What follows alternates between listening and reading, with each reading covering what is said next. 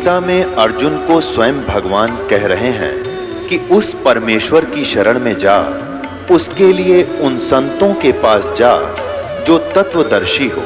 इसी प्रकार हजरत मोहम्मद को उनका अल्लाह कह रहा है कि कोई और पूर्ण परमात्मा है, उसको पाने के लिए उन तत्वदर्शी संत की तलाश कर।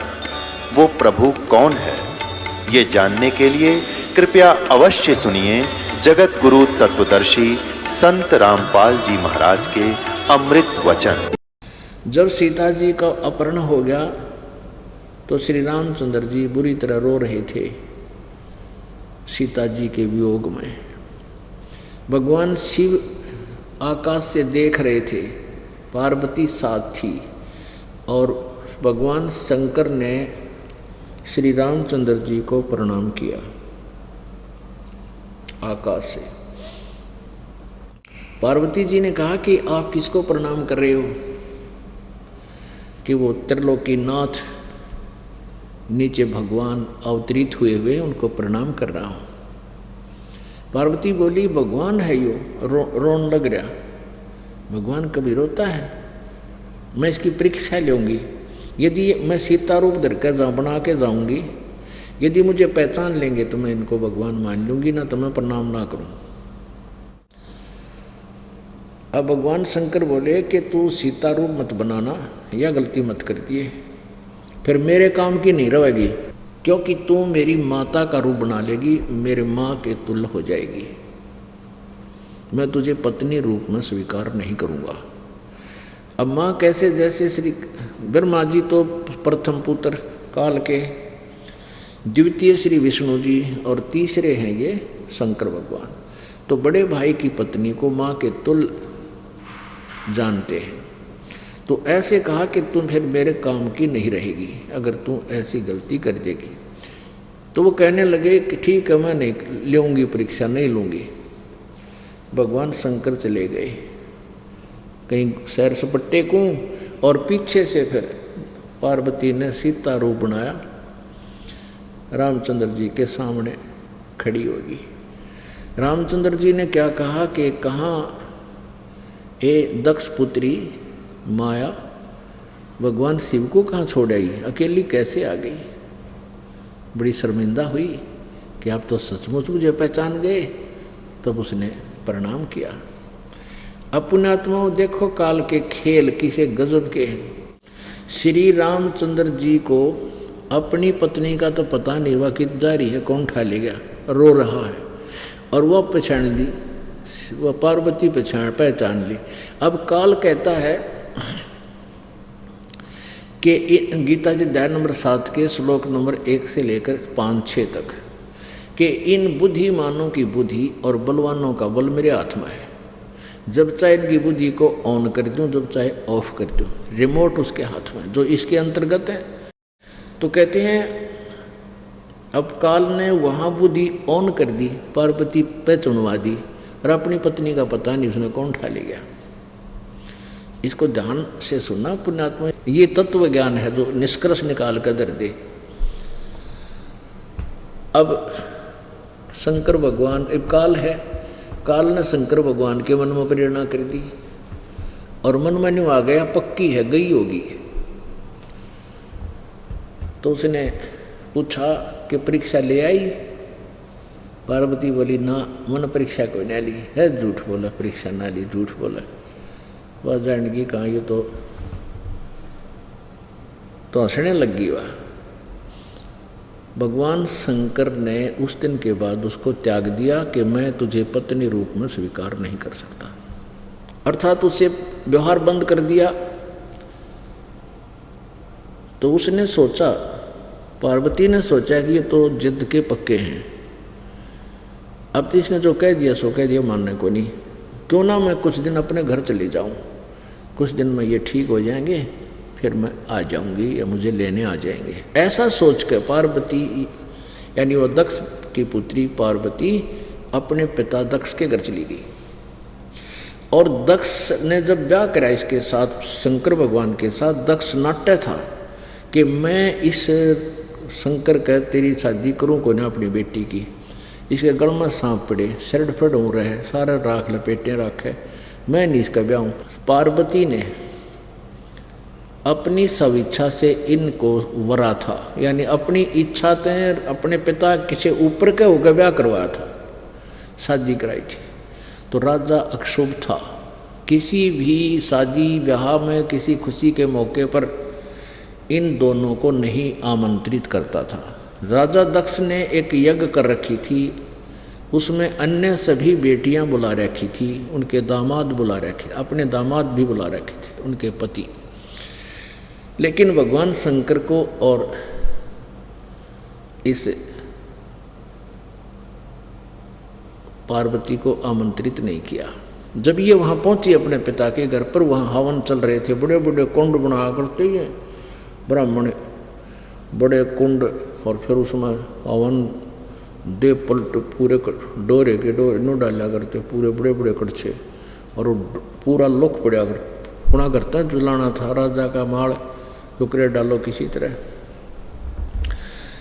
अब उस पार्वती ने सारे मंडप में देखा कि सभी बहनें आई हैं, उनके पति भी विराजमान हैं, और यज्ञ में क्या करवाते थे कि सभी लड़कियों को बुलाओ, उनके पतियों को बुलाओ, उनका यज्ञ में 100 प्रतिदिन जैसे हिस्सा निकालते थे, 100 रुपये रखवा दो प्रत्येक दामाद के, फिर 1100 रुपये दर दो बामण के, उस बहाने वो अपने भी दरवाया करते। और किसी कारणवश को लड़की का पति नहीं आया हुआ था तो उसका आसन लगा रखा था, उसका हिस्सा वहाँ रख रहे थे कि लड़की जावेगी तब दे देंगे या साथ ले जाएंगे। तो पार्वती सारे मंडप में देखा कि सभी बहनें आई हैं, उनके पति आए हैं, जिनके पति नहीं आए हैं उनका आसन अलग लगा है और उनका हिस्सा भी निकाला हुआ है, और हमारा कहीं नामो निशान नहीं। तो लड़की अपनी माँ के पास जाया करे, माँ के ऊपर बेटी की पार बसाया करे, कहते हैं ना, अपनी माँ से ही खुलकर बातें करती है बेटी। तो माँ से कहा कि माँ तुमने हमें क्यों नहीं बुलाया और ना ही हमारा कोई हिस्सा निकाल रखा है, तुमने अपने दामाद का कहीं स्थान भी आसन भी नहीं लगा रखा है। तो उसकी माँ कहने लगी, बेटी ना तो मेरी तू मानती ना तेरा बाप मानता, तैने उसके ऊपर का होकर ब्याह करवाया था, मैं बहुत नटी थी बेटा, पंगा नहीं दिया करते, और माता पिता अपने बच्चे को ठीक ठिकाने शादी करते हैं, इनकी नाराज़गी में तूने शादी करवाई है, ब्याह करवाया है, तो इसलिए तेरे से नाराज़ है, तुम्हें इसलिए नहीं बुलाया।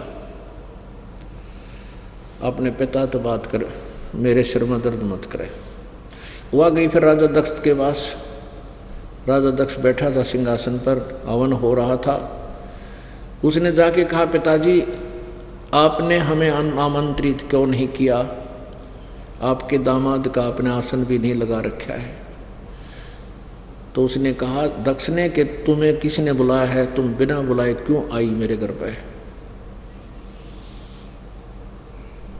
तो इस बात को का दुख मान गया कि अब न तो शिव जी के पास ठिकाना वो मानने को नहीं, और घर में ये हालत तेरी व्यंग कसे। तो कहने लगी, उसी समय कहती है ठीक है अब करवाती हूँ तेरा हवन। अपने पिता से क्षुब्ध होकर उस हवन कुंड में छलांग लगाएगी।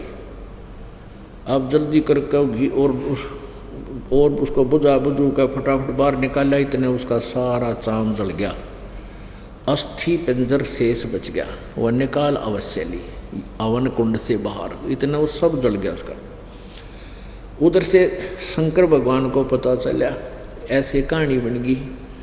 फिर वो राजा दक्ष को मारने के लिए आया। अब लंबी कथा ना बना करके जो दास उदाहरण देना चाहता है कि उधर अपने ससुराल में आकर भगवान शिव ने पार्वती का शरीर देखा जला हुआ। अब इतना मोह उमड़ गया उसके अंदर, कहाँ तो नाराज हो रहा था कि मैं बात भी ना करूं, और वहाँ जो मरी हुई देखी तो कलजा पाट गया, और वो अस्थि पंजर सीने से लगा लिया, नोटों का नो हार्ड उठा लिए, और कहते हैं 10,000 वर्ष तक उसको छाती का लगाए घूमे गए नो पार्वती पार्वती पार्वती। अब कहते हैं भगवान ने फिर सुदर्शन चक्कर मारा, उस अस्थि पंजर के टुकड़े टुकड़े कर दिए, कहते जहाँ ये नैनो आँख्या का जो खोखा पड़ा उड़ा नैना देवी, जहाँ पर जीभ पड़ी वहाँ ज्वाला देवी, जहाँ पर ये नीचे यहाँ से नीचे का धड़ पड़ा वहाँ पर ये वैष्णो देवी के स्थापना। इन अंगों को सुरक्षित रखा था कि यहाँ पड़े थे, वहाँ एक यादगार बना दी कि आने वाले समय में इस पुराण के इस कथा को कोई झूठला ना दे। वो बनाई तो थी यादगार न्यू। अरे वहाँ पूजाएँ शुरू होगी, वहीं पर लगे रहे सारा दिन आरती ले थाली ले करके। अब चलो ये तो बाद में बताएंगे। अब भगवान शंकर की फिर वह मोह टूटा। अब पुण्यात्माओं, ये तो परमात्मा के ज्ञान से बात बनेगी, यहाँ से मोह हटेगा, न जीव के बस का नहीं। और हम जिनको भगवान मानते थे उनकी ये दुर्दशाएं। अब भगवान शंकर ने बोला, सोचा कि भी आज मेरी के दुर्दशा हुई, 10,000 वर्ष हो गए, टाइम पर खाना नहीं, नहाना नहीं, धोना नहीं। मैंने ब्याह करवाया किस लिए? क्योंकि मेरे अंदर वासना थी, ये रजोगुण था, जिस कारण से मैंने विवाह की आवश्यकता पड़ी। यदि ये काम देव ही नष्ट हो, इसका मैं नाश कर दूं, खत्म कर दूं, तो ना रहेगा बांस, ना बजेगी बांसुरी। यह सोच अब उसने के विचार लाया कि मैंने पार्वती को इतना प्यार करता था और मैं इतना विश्वास किया करता था कि पार्वती मुझे धोखा नहीं दे सकती, मेरे सामने झूठ नहीं बोलेगी और मेरी आज्ञाकारी है। इसने झूठ भी बोल दी, आज्ञा का उल्लंघन भी कर दिया। अब मैं किस पर विश्वास करूं? एक ये सोचकर उसने क्या किया, अपने इस वासना को, कामदेव को नष्ट करने के लिए, समाप्त करने के लिए, कहते हैं 88,000 वर्ष तक तप किया। और वहाँ कहते हैं कामदेव एक सुंदर औरत बनकर भगवान शंकर जी के सामने डांस करने लग गया। और कहते हैं भगवान शंकर जी ने वो कामदेव नष्ट कर दिया, उसकी राख बन गई। तब भगवान, ये काल के जाल हैं, समझना, काल सारी ऐसी लीलाएं करता है। भगवान शंकर ने सोच ली कि ईब तू काम रहित हो गया, तेरे में वासना ना रही, निश्चिंत हुआ, कटा टंटा। अब काल ने सोची, जय शिव जी की तरह सारे ही न्यू करने लग गए तो मेरे लिए बच्चे पैदा कौन करेगा, और मैं 1 लाख मानो खाऊंगा कहाँ से। एक दिन भगवान शिव जी के मन में प्रेरणा कर दी, क्योंकि रिमोट तो इसके हाथ में है। एकदम प्रेरणा हुई कि जिस समय सागर मंथन हुआ था, और सागर मंथन के समय कहते हैं विष निकला था तो मैंने पी लिया और मुझे नशा बन गया था, मैं हर क्रिया नहीं देख सका। सुना है कि भगवान विष्णु ने एक सुंदर लड़की मोहनी रूप धार के, और उसमें अमृत निकला था, एक शराब निकली थी समुद्र तय। तो शराब, अमृत का घड़ा, कलश, और राक्षसों ने ले लिया था। और जय राक्षस अमृत पी जाते तो सारी सृष्टि दुखी करते। तो भगवान कहते हैं विष्णु जी ने मोहनी लड़की का सुंदर रूप बनाकर, मोहनी नाम दे के, और डांस डूंस करके, और जो कलश शराब का था वो सिर पर रखे हुए थी, तो उनको वो कलश, शराब का कलश, वो उसके ऊपर इतने आसक्त हो गए राक्षस के अमृत का कलश तो उठा लिया और शराब का उनका आगे धर दिया और उनके एक एक गिलास भीतर गिर दिया।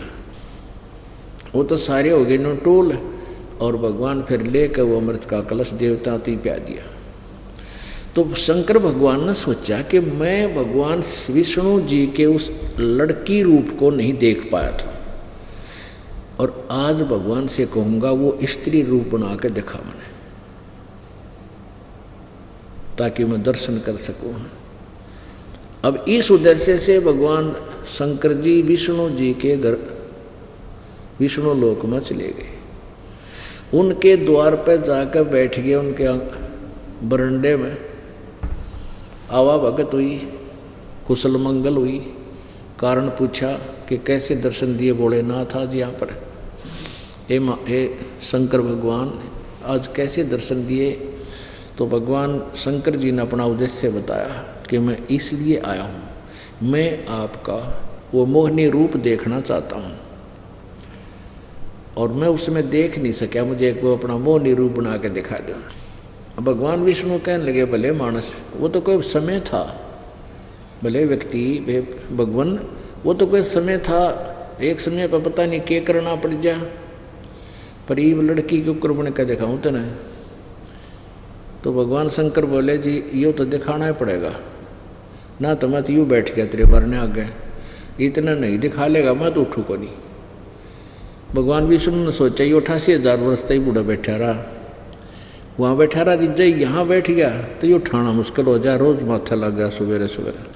वो तो आदमी बैठो कई दिन, पर इस तरह हट कर लेना जो बालक भी बूढ़ा लग गया करे, वो खट क्या करे जो धरना दे दे। तो भगवान विष्णु बोले कि आप अच्छी बात कर रहे हो या कोई बात करते हो, इनको कर लड़की बनो, मेरा उतना बने जा, न्यों करके अपने घर में चले गए अंदर महल में। वहाँ से अंतर ध्यान हो गए, और वो भगवान विष्णु का जो महल है वो बहुत अच्छे लंबे चौड़े सुंदर बाग के अंदर है। उस बरंडे के सामने एक 1000 फुट की दूरी पे, यानी 5 एकड़ की दूरी पे, उस वन में, उस बाग में एक सुंदर लड़की का रूप धारण करके भगवान विष्णु अर्धनग्न शरीर में, पारदर्शक कपड़े पहन कर, पारदर्शी, और दूर घूम रहे हैं। भगवान शिव जी ने इधर देखा, भगवान विष्णु भीतर चले गए, तू चार इतने सैर सपट्टे के बहाने और जंगल में बढ़ जा। तो वहाँ चल पड़ा सपीट तो उस लड़की की तरफ। तो भगवान विष्णु से ये कहा था भगवान शिव ने कि आपने कैसे उन देवताओं को मूर्ख बना दिया जो आपके ऊपर इतना आसक्त हो गया, आपने अमृत का घड़ा छीन लिया हमसे। तो भगवान शंकर जी चल रहे हैं उस लड़की से, लड़की और थोड़ी सी इधर उधर चल पड़ी, तो जाके शीघ्रता से जाकर लड़की का हाथ पकड़ दिया शंकर भगवान। और जो ही उस समय उनका बहुत बुरा हाल था शंकर भगवान का, तो उस समय विष्णु जी अपने विष्णु रूप में आ गए और हंसते हुए न्यों कहने लगे कि जिस प्रकार तेरे को बोली बूझ बना दिया, ने उनको बनाया था मैंने। जैसे आज तू मूर्ख बन गया, ऐसे ही उन राक्षसों को बनाया था। देख लिया रूप, शर्मिंदा हो गया, नीचे नाड़ कर ली और आगे करने। तो यहाँ परमात्मा क्या कहते हैं, जैसे अग्न काष्ठ के माही है, व्यापक पर दिखे नाही, ऐसे काम देव पर चंडा, व्यापक सकल दीप नौखंडा। क्या कहते हैं कि विकार मरे मत जानियो, जो भूबड़ में आगे। तो यहाँ परमात्मा क्या कहते हैं, अब इस सेंटेंस परमात्मा की अमृतवाणी की एक लाइन को आपके समक्ष दिखाने के लिए, यानी ये समझाने के लिए ये इतना लंबे चौड़े उदाहरण देने पड़े। क्या बताते हैं, जार बार कोयला कर डारे, फिर दे अवतारा हो, ब्रह्मा विष्णु शिव तन धर आए, और का कौन विचारा हो। अब कहते हैं जैसे भगवान शिव जी ने 88,000 वर्ष तक अपने शरीर को कति यूँ सोच लिया, जला दिया, जार बार कोयला कर डाले। अपने हिसाब से तो उसने अपनी साधना से अपने मन को कंट्रोल कर लिया, यानी कति इतनी कठिन तप किया, घोर तपस्या की, कभी खाया कभी ना खाया, सूख के पतले सा शरीर हो गया, यानी कति शरीर जला दिया, बाढ़ दिया। जार बार कोयला कर डारे और फिर दे उतारा हो, यानी फिर उस रंग में रंग दिया।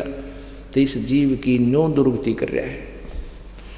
और ब्रह्मा विष्णु शिव जी भी जन्म मृत्यु में है, तो और का कहाँ विचारा हो। सुर नर मुनि सब छल बल मारे, 84 में डार्या हो। ओए होए। अब ये सुर माने देवता, मुनि ऋषि ब्राह्मण कहते हैं, इनको छल बल करके इनको सभी को यही फंसाए रखता है और फिर 84 लाख योनियों में ठोक देता है। अपना तो देख कितनी जटिल समस्या होगी हमारे सामने कि आज हम ये बात सुनते हैं कि ये ऋषि महर्षि ब्राह्मण देवता ये सब भी काल के ही जाल में रह जाते हैं। ये कैसे हो सकता है? ओहो। अब वो कैसे हो जाता है, हो सकता है? भाई सतगुरु बिन काहू न पाया ज्ञाना, जो थोथा बुझ छड़े किसाना, गुरु बिन वेद पढ़े जो प्राणी, समझे न सार रहे अज्ञानी। गीता जी अध्याय नंबर 4 के श्लोक नंबर 32 में गीता ज्ञान दाता कहता है कि जिस ज्ञान के यज्ञों के विषय में, यज्ञ माने धार्मिक अनुष्ठान, जिन धार्मिक अनुष्ठानों के विषय में गीता जी अध्याय नंबर 25 से 31 तक विवरण दिया है, कोई ऐसी साधना करता है, कोई देवताओं की पूजा करता है, कोई हिंसक अहिंसावादी है, कोई सब अध्याय ही करता है, कोई केवल योगाभ्यास ही करता रहता है, और ये सभी अपनी साधनाओं को अच्छी मानते हैं, पाप नाशक जानते हैं। ये विषय तो चौथे अध्याय के 32वें श्लोक में कहा कि इस प्रकार के और विस्तार से बहुत बड़े यज्ञ अनुष्ठानों की जानकारी उस सच्चिदानंद घन ब्रह्म की वाणी में वर्णित है, विस्तार से वर्णित है। इन गीतानुवादकर्ताओं ने चौथे अध्याय के 32वें श्लोक में गड़बड़ी कर रखी है। ब्रह्म ने मुख्य शब्द है, इन अर्थ कर दिया, ब्रह्म ने का अर्थ कर दिया ब्रह्म का अर्थ कर दिया वेद, ब्रह्म ने का अर्थ कर दिया वेद, और मुख्य माने वाणी में, वेद की वाणी में अर्थ कर दिया। नहीं, यहाँ सच्चिदानंद घन ब्रह्म की वाणी होना चाहिए इसका अर्थ, सच्चिदानंद घन ब्रह्म, ब्रह्म ने माने, क्योंकि इन्होंने अनुवादकर्ताओं ने ही गीता जी अध्याय नंबर 17 के श्लोक नंबर 23 में ब्रह्मणे का अर्थ सच्चिदानंद घन ब्रह्म कहा है, वो सही है, तो यहाँ भी वही होना चाहिए। तो सच्चिदानंद घन ब्रह्म की वाणी में चौथे अध्याय के 32वें श्लोक में विस्तार से कहा गया है, उसको कर्म जान, यानी वो कर्म करने से ही उनकी क्रियाएं संपन्न होती हैं, हठ योग करने से, एक जगह बैठने से नहीं। जैसे आप ये कर रहे हो सारी साधनाएं ऐसे होती हैं, और उससे फिर जन्म मृत्यु सदा के लिए समाप्त हो जाएगी। तो उस सच्चिदानंद घन ब्रह्म की वाणी को तत्वदर्शी संतों के पास जाकर समझ गीता जी अध्याय नंबर 4 के श्लोक नंबर 34 में स्पष्ट किया है। और उनको दंडोत प्रणाम करने से, कपट छोड़ के प्रसन्न, सरलतापूर्वक प्रसन्न करने से, नम्रता से प्रसन्न करने से वो तत्वदर्शी संत तुझे उस तत्व ज्ञान का, यानी सच्चिदानंद घन ब्रह्म की वाणी में तू सूक्ष्म वेद में जो ज्ञान है उसका प्रकाश करेंगे, वो ज्ञान तुझे देंगे। उसके पश्चात अब गीता जी अध्याय यजुर्वेद अध्याय नंबर 40 के श्लोक नंबर 10 से लेकर श्लोक नंबर 10 में स्पष्ट किया है कि कोई तो परमात्मा को संभव है माने जन्म लेने वाला, और कोई असंभव है ना जो जन्म नहीं लेता, यानी कोई साकार कोई निराकार बताता है। इसकी जानकारी सच्ची वो धीराणाम यानी वो तत्वदर्शी संत बताएंगे, उनसे सुनो। तो पुण्यात्माओं, इन ऋषि महर्षियों को वो तत्वदर्शी संत ना मिला, और परमात्मा आए थे कबीर जी सतयुग त्रेता द्वापर में, जब इन ऋषियों की नाड़ मुड़ी नहीं, परमात्मा को माना नहीं, एक भी ज्ञान नहीं मानने वाले का, अपने ही आप निष्कर्ष निकाल करके वे और ब्रह्मा जी को वेदों का ज्ञाता मान करके उस ब्रह्मा जी के द्वारा जो भी अटकलबाजी का ज्ञान अनुवाद वेदों का किया गया उसने फाइनल मान लिया इन्होंने, और उस आधार से ओम नाम को सच्चिदानंद घन ब्रह्म का जान के, यानी अक्षर ब्रह्म का, परम अक्षर ब्रह्म का जानकर जाप करते रहे, और फिर काल के ठह गई। फिर उसको भी छोड़ दिया, दुर्गा को फाइनल गॉड मान लिया, दुर्गा को अंतिम पूर्ण परमात्मा मान लिया, इसके ऊपर कोई भगवान नहीं। फिर ये यही चक्कर में न्यो रह गए। अब आपको प्रमाण देते हैं श्रीमद् देवी भागवत। अपनात्माओं, ये दास वैसे आपको कितना ही समझा ले, कितना मौखिक बात बता ले, आपका कतई नहीं जचे, आपको विश्वास नहीं हो सकता कि ये दास जो कह रहा सच्ची है, क्योंकि 600 साल पहले परमात्मा यही बात कह के चले गए, उनकी किसी ने नहीं मानी, क्योंकि हम सदग्रंथों से अपरिचित थे, और जो हमारे नकली गुरु थे वो ब्राह्मण ऋषि महर्षि मंडलेश्वर ये कहते थे हमने शास्त्रों को पढ़ा है, पुराणों को पढ़ा है, हम संस्कृत भाषा जानते हैं, हम काशी विद्यापीठ पढ़ कर आए हैं, हमने वेदों को जाना है, संस्कृत भाषा जानते हैं, हम सही कहते हैं, ये जुलाहा कबीर झूठ बोलता है। तो उस समय इसीलिए उनकी दाल गली रही कि हम सदग्रंथों से अपरिचित थे, और वो संस्कृत भाषा के जानने वालों को विद्वान इसलिए मान लेते थे क्योंकि सदग्रंथ संस्कृत भाषा में लिपिबद्ध थे। और वो ये नहीं बता पाई वो कि इसमें लिखा क्या है। हमने उनके द्वारा दिए गए उस दंत कथा को, ज्ञान को फाइनल मान रखा था। इसलिए हम भगवान के इस ज्ञान को जो 600 वर्ष पहले बोला था उस समय नहीं मान पाए, आज मानेंगे क्योंकि हम सदग्रंथों को स्वयं देख रहे हैं। ये देखिएगा, वही श्रीमद् देवी भागवत गीता प्रेस गोरखपुर से प्रकाशित है।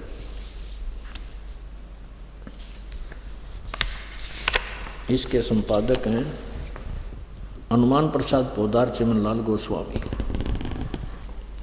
मुद्रक एवं प्रकाशक एवं मुद्रक हैं गीता प्रेस गोरखपुर, गोविंद भवन कार्यालय कोलकाता का संस्थान।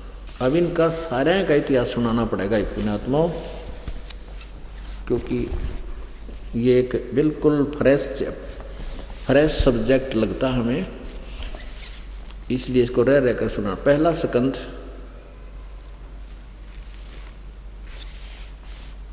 संक्षिप्त देवी भागवत 28 पृष्ठ पर नारद जी और व्यास जी जो राइटर है इसका, वेद चारों पुराणों वेदों और गीता जी का, इनकी आपस में वार्ता हो रही है। नारद जी से ये व्यास जी पूछ रहे हैं नारद जी से, व्यास जी पूछ रहे नारद जी से, क्या वार्ता है। नारद जी ने कहा, महाभाग व्यास जी, इस विषय में जो पूछ रहे हो ठीक यही प्रश्न मेरे पिताजी ने भगवान श्री हरि से किया था, विष्णु जी से।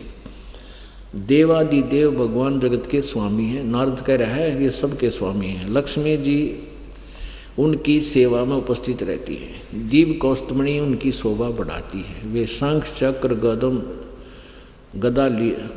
शंख चक्र गदा लिए होते रहते हैं।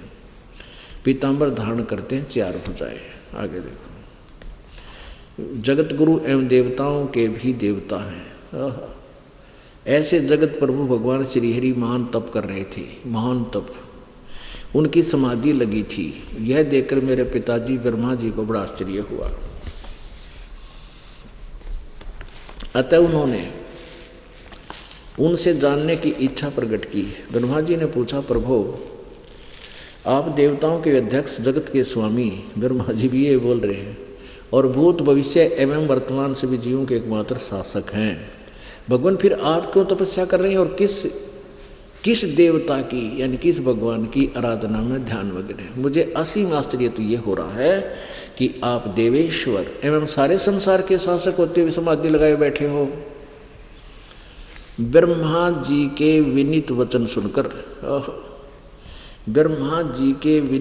सुनकर भगवान यानी विष्णु जी श्री हरि उनसे कहने लगे, ब्रह्मन सावधान होकर सुनो, मैं अपने मन का विचार व्यक्त करता हूँ।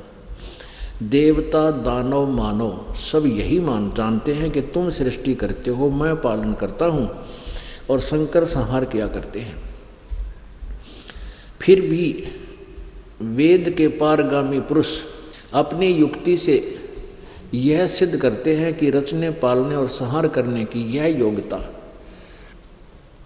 जो हमें मिली है, इसकी अधिष्ठात्री शक्ति देवी है। आगे देखो, सुअर्थ प्रत्यक्ष और परोक्ष दोनों उदाहरण मैं तुम्हारे सामने रखता हूँ, सुनो। यह निश्चित है कि उस शक्ति यानी दुर्गा के अधीन होकर ही मैं प्रलय काल में इस शेष नाग के सैया पर सोता और सृष्टि करने का अवसर आते ही जाग जाता हूँ। मैं सदा तप करने में लगा रहता हूँ। उस शक्ति के शासन से कभी मुक्त नहीं रह सकता। कभी अवसर मिला तो लक्ष्मी के साथ सुखपूर्वक समय बिताने का सौभाग्य प्राप्त होता है। मैं कभी तो दानों के साथ युद्ध करता रहता हूँ। अखिल जगत को भय पहुँचाने वाले दैत्यों के विकराल शरीरों को शांत करना मेरा परम कर्तव्य हो जाता है। यहाँ देखो, ये 29 पृष्ठ पर पढ़ रहे हैं। अब हम 28 पहले पढ़ लिया था, ये 29 पृष्ठ है। मुझे सब प्रकार से शक्ति यानी दुर्गा के अधीन होकर रहना पड़ता है। उन्हीं भगवती शक्ति का यानी दुर्गा का मैं निरंतर ध्यान किया करता हूँ। ब्रह्मा जी मेरी जानकारी में इन भगवती शक्ति से बढ़कर दूसरे कोई देवता नहीं, यानी इससे ऊपर कोई भगवान नहीं। मैं मेरे आध्यात्मिक ज्ञान के आधार से ये इनका आध्यात्मिक ज्ञान एंड हो गया। अपने आत्मा ब्रह्मा जी के ज्ञान का, नारद जी के ज्ञान का, और व्यास जी तो सुन ही रहा है इनकी वार्ता को, ये क्लियर हो, आपको पता लग गया कितना ज्ञान है। विष्णु जी को तो सर्वेश्वर महेश्वर कह रहे हैं सारे, नारद भी, व्यास जी और ब्रह्मा जी सर्वेश्वर महेश्वर जगत के स्वामी, आप तो ऊपर भगवान नहीं, फिर आप भक्ति किसकी कर रहे हो? यूँ कह मैं दुर्गा की भक्ति करता हूँ, कठिन तप करता हूँ, घोर तप करता हूँ, बैटरी चार्ज करता हूँ, फिर राक्षसों के साथ लड़ता हूँ, उनको मारता हूँ। ये न्यो जाल फैला रखे इस काल में। अब ये विष्णु जी तप करते हैं, कठिन तप करके ये कुछ सिद्धियाँ प्राप्त करते हैं और फिर राक्षसों के साथ लड़ते हैं, इनको मारते हैं, फिर वो बैटरी डिस्चार्ज हो जाती है, फिर तप करते हैं, यानी फिर चार्जर लाते हैं और फिर जो काम करना था वो कर नहीं पा रहे। जो सत भक्ति करनी थी परम संत से लेकर वो ये नहीं कर पाते, इसलिए दुर्गति होती है, जन्म और मृत्यु में आ जाते हैं, क्योंकि ये तत्वदर्शी संत को पहचान नहीं पाते हैं, जो परमात्मा स्वयं ही तत्वदर्शी संत बनकर आते हैं। अब ये कहते कि मैं दुर्गा से ऊपर भगवान नहीं मानता, मेरे अध्यात्म ज्ञान के जनरल नॉलेज में मुझे नहीं पता इससे आगे कोई भगवान नहीं। और दुर्गा कहती है कि तुम सब बात छोड़ के एक ब्रह्म की पूजा करो, और ब्रह्म कहता है उस पूर्ण ब्रह्म की पूजा करो। ये देखिएगा 7वां स्कंद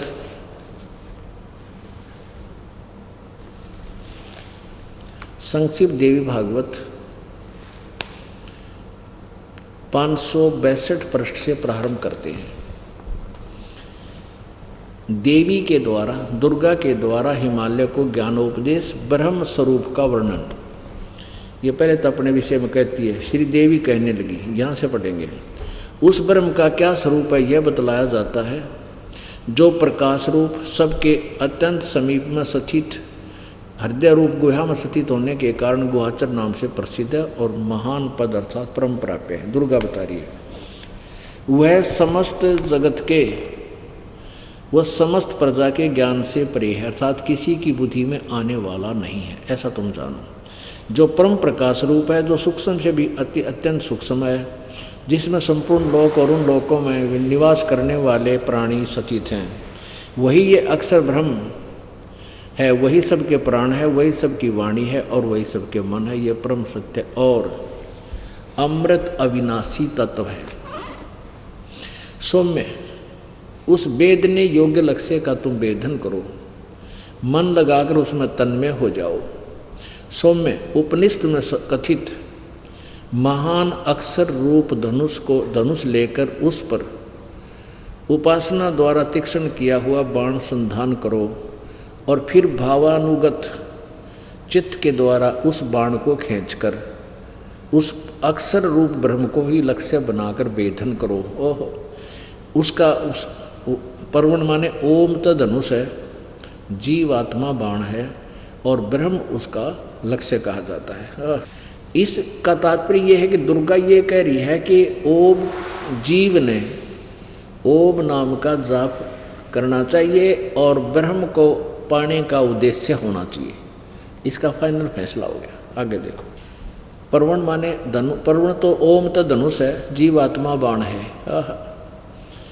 जीव ने ओम का जाप करना चाहिए और उसका टारगेट ब्रह्म होना चाहिए, ब्रह्म को उसका लक्ष्य कहा जाता है। आगे देखो, एकमात्र परमात्मा को ही जाने, दूसरी सब बातों को छोड़ दे, यानी मेरी पूजा भी छोड़ दो।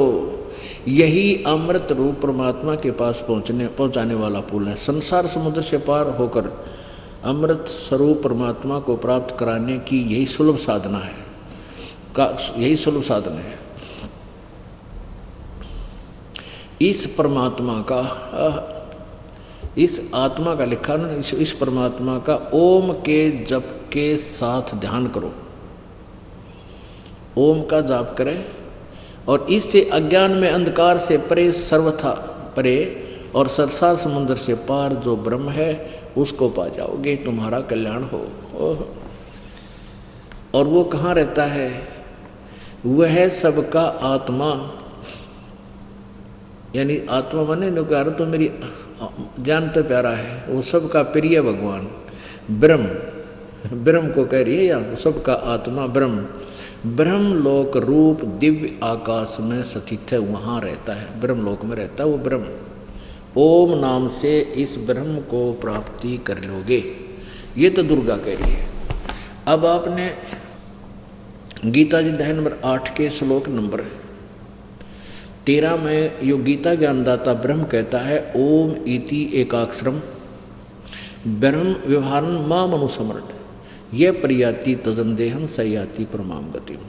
जो मुझ ब्रह्म का, माम ब्रह्म मुझ ब्रह्म का एक ओम मंत्र, एक अक्षर ओम है, जो इसका सुमन करता है, अंतिम उच्चारण करके सुमन करता हुआ और शरीर छोड़कर जाते समय तक, यानी अंतिम श्वास तक सुमन करता है, वो परम गति को प्राप्त होता है, यानी मेरे वाले ओम से मिलने वाले लाभ को प्राप्त करता है।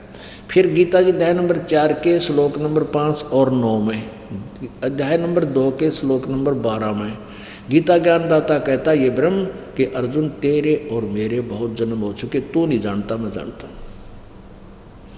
और गीता जी अध्याय नंबर 8 के श्लोक नंबर 16 में कहा कि ब्रह्म लोक पर्यंत ये सभी लोक ना पुनर्वर्ती में है, यानी वहाँ गए प्राणी फिर जन्म मृत्यु के अंदर आते हैं, पूर्ण मुक्त नहीं है। यानी ओम नाम के जाप से स्पष्ट है कि ब्रह्मलोक प्राप्त होता है, और ब्रह्मलोक में गए हुए प्राणी भी पूर्ण मोक्ष नहीं प्राप्त करते, जन्म और मृत्यु होती है, उनके अविनाशी पद प्राप्त नहीं करते।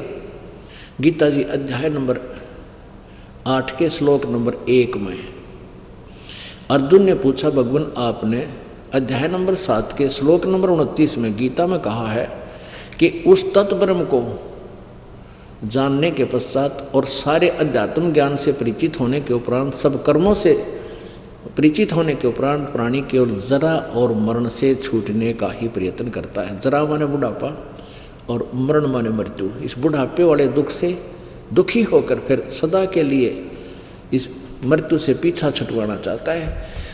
तो उसने पूछा 8वें अध्याय के प्रथम श्लोक में कि वो किम तत्ब्रह्म, वो तत्ब्रह्म कौन है जो ऐसा भगवान है जिससे ये पंडा छूटे जरा और मृत्यु का। तो उसने गीता ज्ञानदाता ब्रह्म ने कहा तीसरे मंत्र में, 8वें अध्याय के तीसरे मंत्र में श्लोक में जवाब दिया है कि वो परम अक्षर ब्रह्म है। गीता जी अध्याय नंबर 8 के श्लोक नंबर 5 और 7 में कहता कि मेरी भक्ति कर मुझे प्राप्त होगा। अपना ओम नाम इसने बता दिया 8वें अध्याय के 13वें श्लोक में। और अध्याय नंबर 8 के श्लोक नंबर 8, 9, 10 में कहा कि उस परम अक्षर ब्रह्म की जो साधना करता परदेव पुरुष की तत्वदर्शी संत से मंत्र लेकर, और वो तत्वदर्शी संत उस सच्चिदानंद घन ब्रह्म का कौन सा नाम देगा? 17वें अध्याय के 23वें श्लोक में गीता जी में कहा है कि ओम तत्सत इति निर्देश ब्रह्मण त्रिविध समर्थ है। उस परम अक्षर ब्रह्म की, उस सच्चिदानंद घन ब्रह्म की साधना का, उसके जाप करने का 3 मंत्र का और 3 प्रकार से जाप करने का मंत्र है। ओम तय ब्रह्म का, तत् ये उस पर ब्रह्म का अक्षर पुरुष का, और सत्य ये परम अक्षर ब्रह्म का। ये तत् और सत्य यहाँ सांकेतिक है, और ओम सीधा मंत्र लिखा हुआ है। तो इन तीनों मंत्रों के जाप से मोक्ष होगा, वो इस दास के अतिरिक्त इस पृथ्वी पर नहीं है। सब अगर किसी ने दास से लेकर के बकवाद कोई कर रहा है, नाम आगे देने लग गया, वो महा धोखेबाज और दुष्ट आत्मा है, वो आपका शत्रु है, उससे बच के रहना है। तो गीता ज्ञानदाता ब्रह्म कहता है कि मेरा ओम नाम है, और मेरे ओम नाम से ब्रह्म प्राप्त लोक प्राप्ति होती है, वहाँ गए हुए भी वापस आते हैं, और तेरे और मेरे बहुत जन्म हो चुके हैं, यानी तो भी अभी नाशवान, मैं भी नाशवान हूँ, गीता ज्ञानदाता ब्रह्म कहता है। इसलिए गीता अध्याय नंबर 15 के श्लोक नंबर 1 से 4 में बताया कि जब तत्वदर्शी संत मिल जाए और वो बताएगा उल्टे लटके संसार रूपी वृक्ष के पूरी विवरण देगा, तना कौन भगवान है, जड़ कौन परमात्मा है, शाखा कौन है और पत्ते कौन है, तो वो तत्वदर्शी संत होगा, या तो पहचान है उसकी। और उसके पश्चात जब तत्वदर्शी संत मिल जाए तो उस परम पद उस परमेश्वर की, यानी तत्ब्रह्म की कि उस परम पद की खोज करनी चाहिए। जहाँ जाने के बाद ये साधक फिर लौट कर संसार में नहीं आते। और गीता ज्ञानदाता कहता है जिस परमात्मा ने सारे ब्रह्मांडों की रचना की है, संसार रूपी वृक्ष की प्रवृत्ति जिससे विस्तार को प्राप्त हुई है, और मैं उसी की शरण में हूँ, गीता ज्ञानदाता कहता है, उस भगवान की भक्ति करनी चाहिए। इसलिए गीता जी अध्याय नंबर 18 के जहाँ जाने के बाद फिर लौट कर वापस नहीं आते।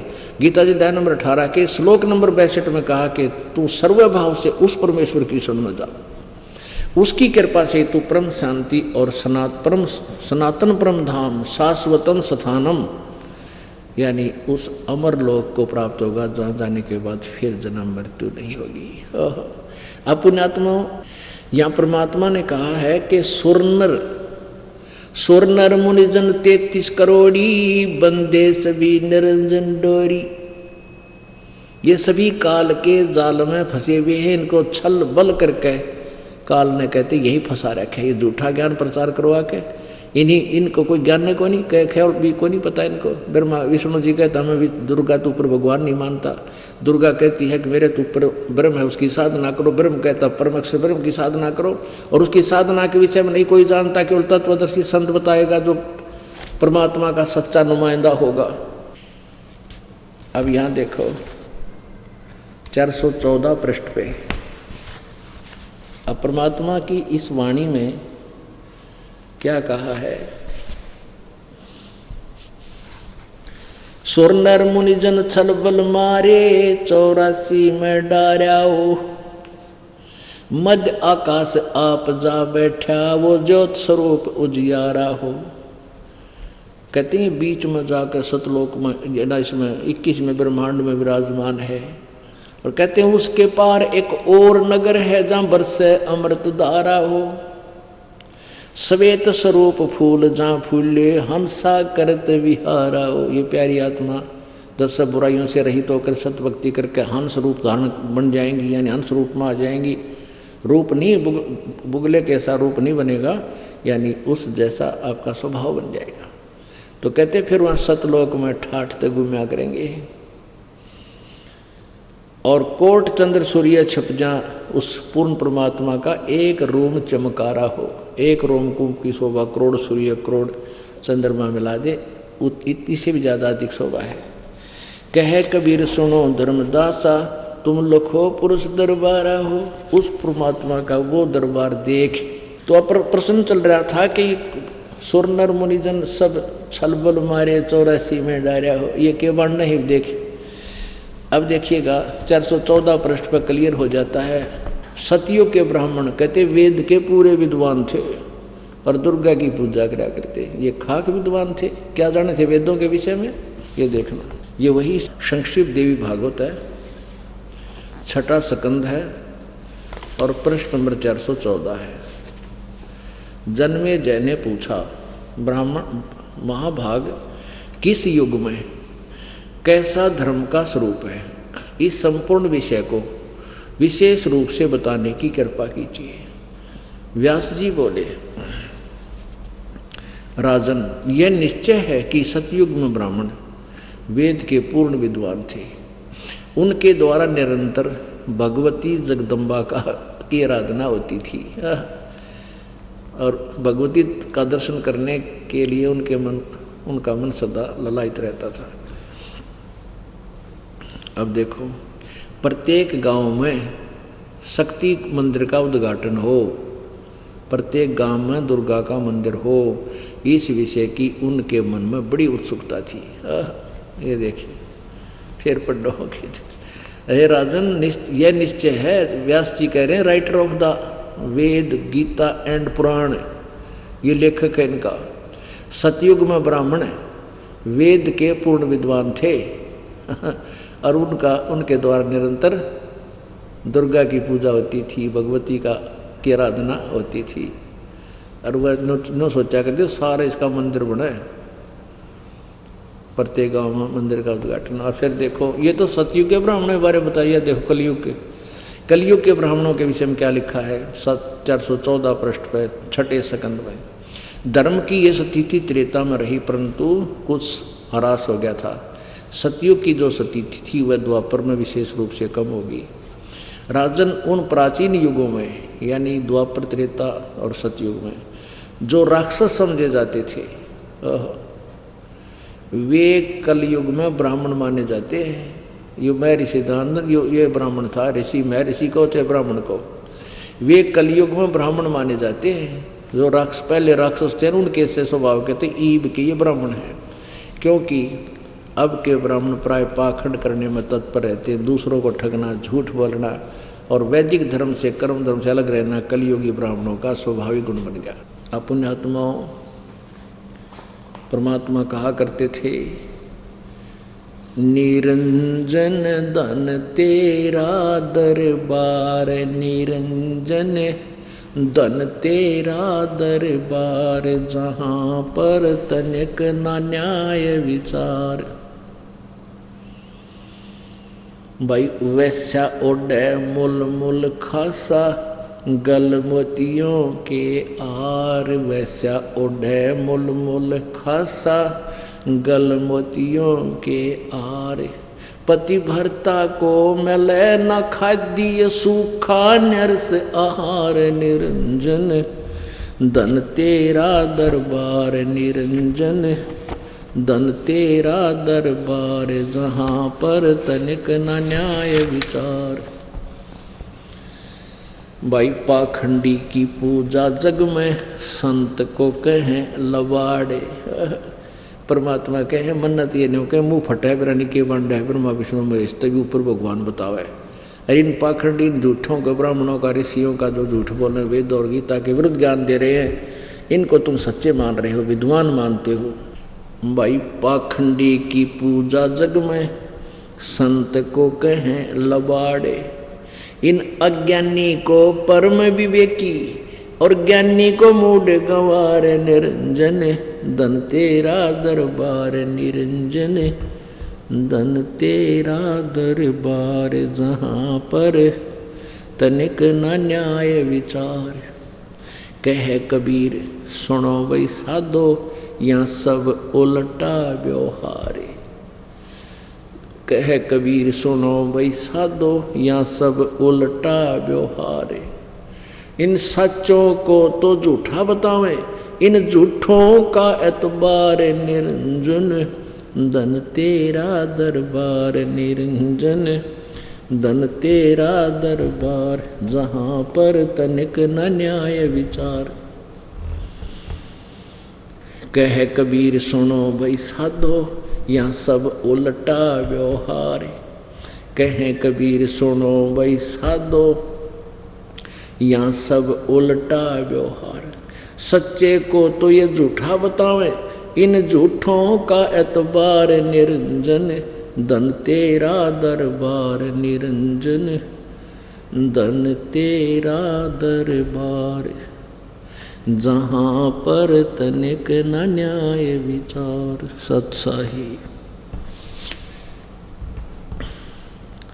परमात्मा ने बताया है कि इन झूठा ने तो तुम सच्चे मान रहे। जब 600 साल पहले भगवान आए थे, कहते हैं सटदल उवा बाई बकदा। इन सटदलियों ने, सटदल माने ये जैसे ये ब्रह्मा विष्णु महेश के उपासक वैष्णु और ये नागे, गिरी, पुरी, सन्यासी, इन ये छह प्रकार की वैरायटी है इनकी। कहते हैं ये सब उवा बाई बकते हैं, इनका कोई तत्व ज्ञान नहीं है और सारा संसार इनके द्वारा भ्रमित है, ये काल के द्वारा भ्रमित है। तो पुण्यात्माओं, परमात्मा जब यहाँ आए हैं, जब हम उनको पहचान नहीं सके, क्योंकि हमने इन अज्ञानियों को परम विवेकी मान रखा था, विद्वान मान रखा था, क्योंकि हम, हमारे पूर्वज शिक्षित थे। अब हम शिक्षित हैं, आप शिक्षित हैं, वेद इनके द्वारा अनुवादित हैं। वेद और गीता और ये पुराण जो संस्कृत में थी, हमने कुछ भी ना करना, पढ़ना है। और परमात्मा की 600 वर्ष पहले बोली वाणी से तुलना करना है, भगवान पहचानेंगे और मोक्ष कराएंगे। बोलो सतगुरुदेव। परम पिता परमात्मा,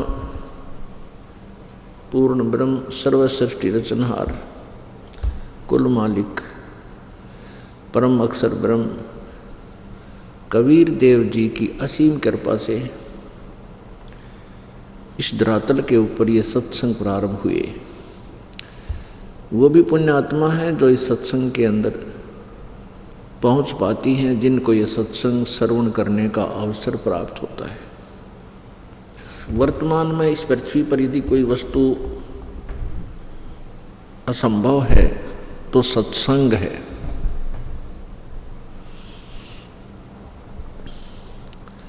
क्योंकि इस कलयुग में आधुनिक इंस्ट्रूमेंट, भौतिक सुखों की बहुत सी बौछार इस साइंस के माध्यम से हो चुकी है, जो भगवान से दूर करने वाली है।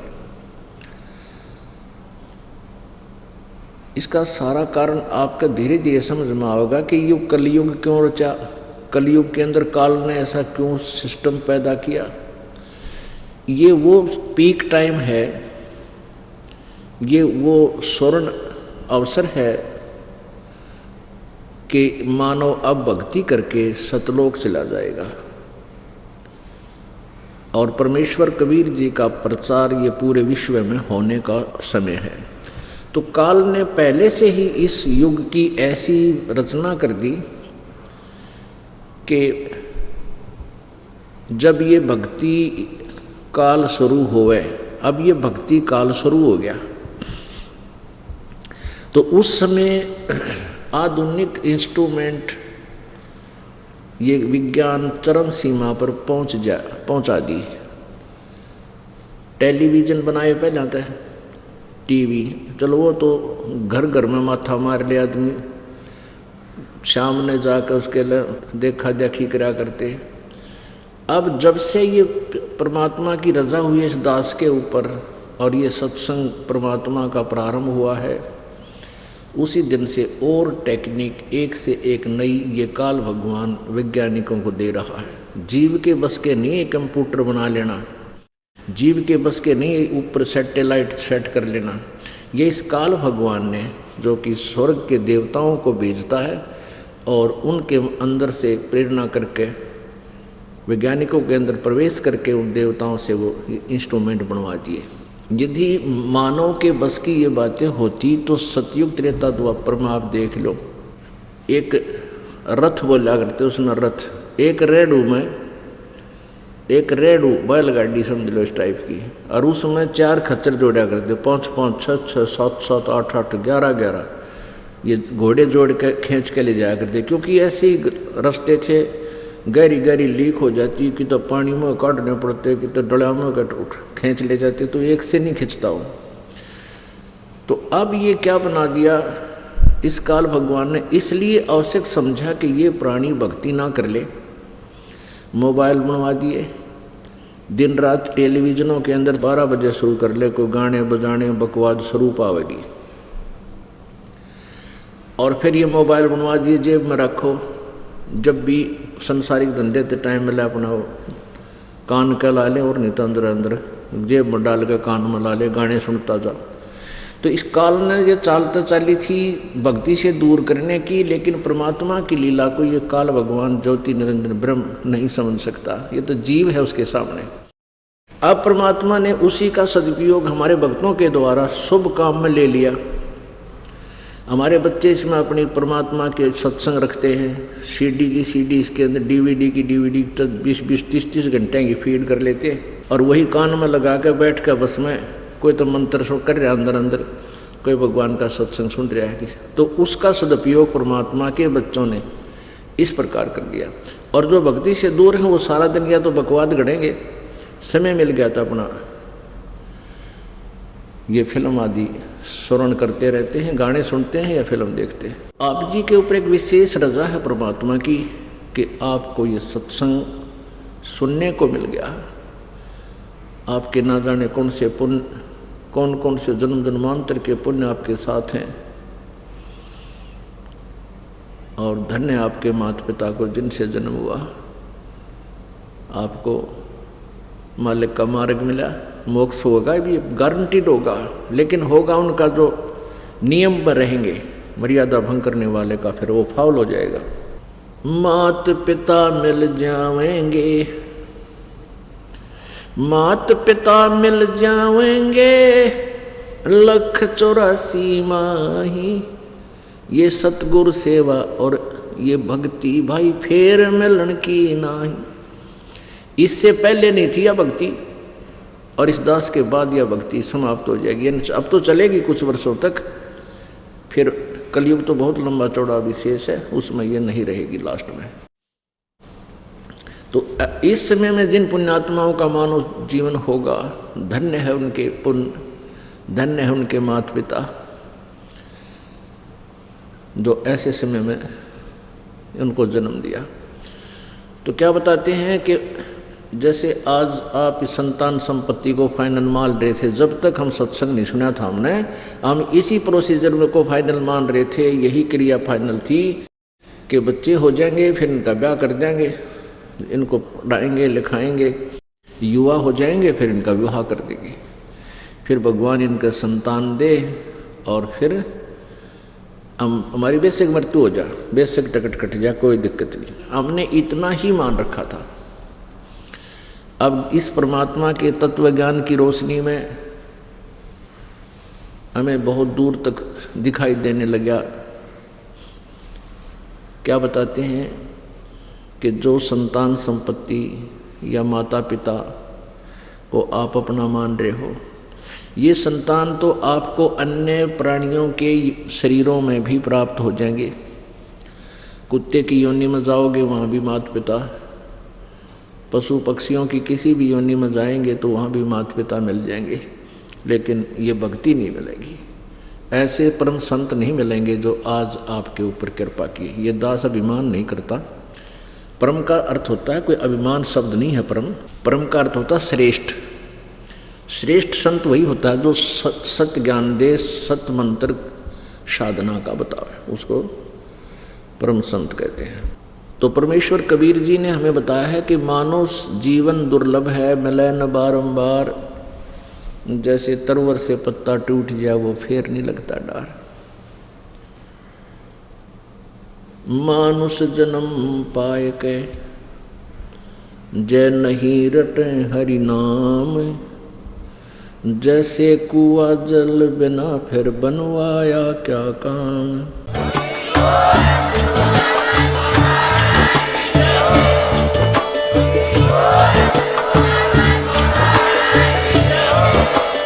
आप सुन रहे थे जगत गुरु तत्वदर्शी संत रामपाल जी महाराज जी के मंगल प्रवचन। अधिक जानकारी के लिए विजिट कीजिए हमारी वेबसाइट www.jagatgururampalji.org। संत रामपाल जी महाराज जी के शुभ आशीर्वाद से पूरे विश्व भर में 500 से भी ज्यादा नाम दीक्षा केंद्र हैं, जिन पर संत रामपाल जी महाराज जी द्वारा ऑनलाइन निशुल्क नाम दीक्षा दी जा रही है। अपने नजदीकी नाम दीक्षा केंद्र का पता करने के लिए संपर्क करें 8222880541।